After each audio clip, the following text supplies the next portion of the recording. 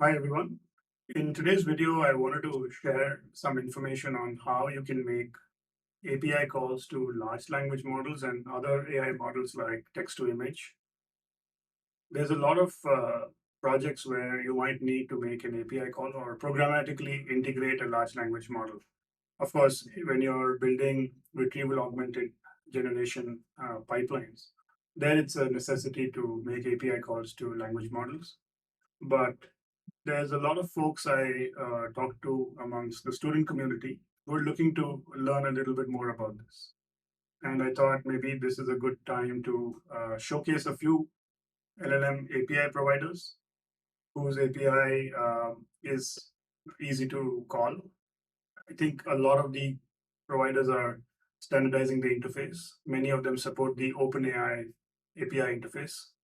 And the other important thing is the costs are pretty good in terms of being affordable. So some of the providers I share more details on in this video have very generous free tiers, and once you exhaust the free tier, you also get a costing model that is very budget friendly. So the first one we'll discuss today is Texsyn. It's an interesting project. You can actually download the technology behind this service. It's created by a gentleman who's been very popular in terms of the other projects that they've contributed to and created, especially tools like FFmpeg and Chemo, which are everywhere. For at least for FFmpeg, I know that for any kind of video encoding, FFmpeg is the standard. So the TextSynth endpoint or service allows you to call many of the models that you can see under the engines section. This is taken from their documentation, and there's a good collection of chat models or the instruct versions of base models. And there's an entry for, you can see M2M100, which is a language translation model from Meta, where you can translate between 100 languages. So that's a large number of pairs of languages between which you can translate. If you check it out, there are some language pairs that is not supported. That's only because there was very little data for those pairs to be trained on. But otherwise, it's a very performant model and it does a great job. M2M100 1.2b is a checkpoint.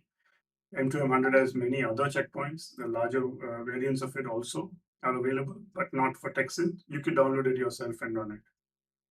And then Texsyn also supports a text-to-image model called Stable Diffusion. And a lot of the other providers I'm going to showcase today also support a variety of these models.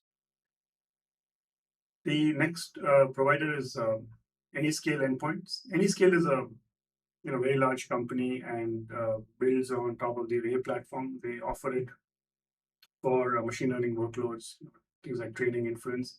And they recently created a large language model service where you could easily call these the models that you see on the screen. Typically, they're the Meta Llama models, and they recently started supporting the Mistral 7 billion instruct. And all you have to do is really sign up, and you get a 30-day free tier, and I think they allow you to use a million tokens. You pay nothing for the first million tokens, but after that you start paying, and the pricing is very affordable. It's very attractive, and I'll show you some of those pricing details. In addition to these two, you can also check out Together. Together.ai is an interesting company. They're doing a lot of great work in sharing training data that will allow almost anyone to train a large language model. Well, of course, the entity that uses their data will need to have compute resources, but a lot of the work that goes into training an LLM is in identifying the right data sources and making it available uh, in a clean format. Doing a lot of data post processing from the raw data, and then putting it in a shape and form with quality guardrails before an LLM can be trained on top of it. And Together recently released a version of their previous data set with a lot more tokens. I think their most recent one was 3 trillion tokens, which is a lot of data that a lot will make it very easy for other companies who have the compute resources, but not the data to actually train their own large language models. And they also have a generous credit when you sign up. I think it's $25. And you can see that they support a very large collection of models. These are the models that they have created themselves. Some are on top of Llama 2, some are created from scratch using their own the data set that they put together and open sourced. And huge collection. There's a lot of options. You can see the Quen model also.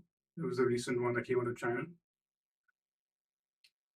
In terms of other options, you have the base models.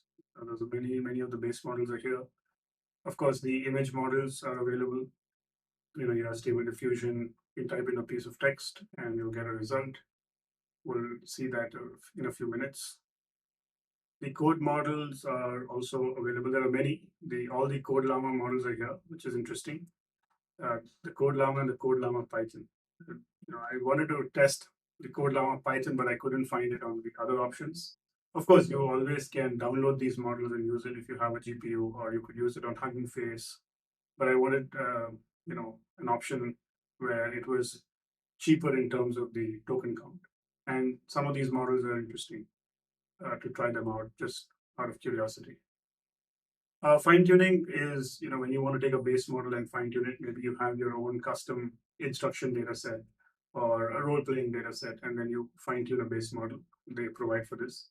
Anyscale, the one I mentioned previously, also is providing a fine tuning option. All right, I think we can go and check out how you can make these API calls. So going to Texsyn first, what I've shown here is, using the request library in Python, you can literally, take the documentation from Texsyn and prompt GPT-4 and ask it to give you example code based on the documentation. That's what I've done here. That's how I was able to create this code snippet.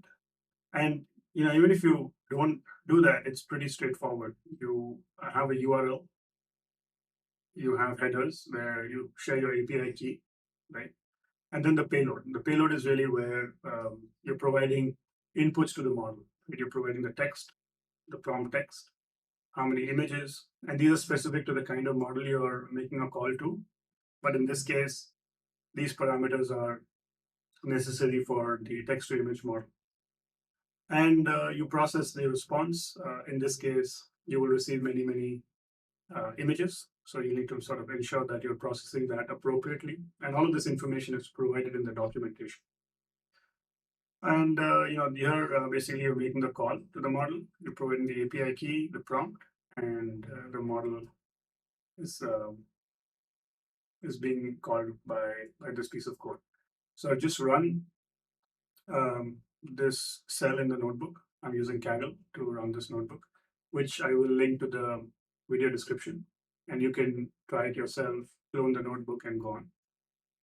So there are 4 images that I requested. And basically what I wanted to see was an interesting, office background that I could use on my Zoom sessions, right, as an image background. And I'll show you how I created that without actually writing this entire description text. So there are 4 images that were generated, and while they're good, they can be better. You can look at other models like Stable Diffusion 2.1, the other open journey models on together.ai, and you might be able to find better results. It's possible. The second option is, or at least another way to use APIs is to call the Mistral 7-way instruct, and very similar. You provide the details, what model you're looking to call, and then this is where the interesting part is, where you can create a prompt and then make a call. And really what I've done here is trying to categorize this headline, and this was the headline I took from the Meta blog on the release of the Code Llama models, or sorry, the Llama 2 models. And it tells me that, this news headline is categorized under science and technology, which is correct. It's very similar. The pattern that I'm following here is, identify the endpoint, you have a particular way to make that call, the payload, the bearer tokens, your API, and so on. And once you make the call, you get a result. I think that's the very straightforward way to make these API calls. And like I said, if you are trying to play with text to image models and you don't have a great prompt, you can just Google search for great prompt and you'll find many. Or you could, create a prompt by asking a large language model to create one for you. And this is what I've done here. Basically, this prompt is instructing the model to write a text description based on a few set of keywords that I'm providing in the prompt. And once I run this piece of code, what you will see is the prompt being created using a 13 billion Llama 2 model. And this is the prompt. It's a pretty interesting prompt. With just a few keywords, you could see the results, which are pretty interesting, right? Maybe we can try using this on together. Let's go to the image model, and here let's try. Maybe we'll try stable diffusion. Okay. It takes a few seconds to render the results.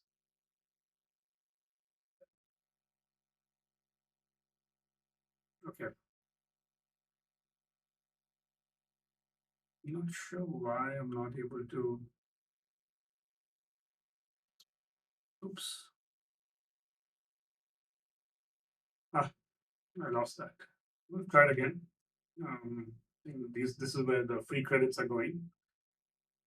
For some reason, I'm not able to scroll down, but maybe you guys can somehow get a glimpse of that image, which looks actually pretty good, right?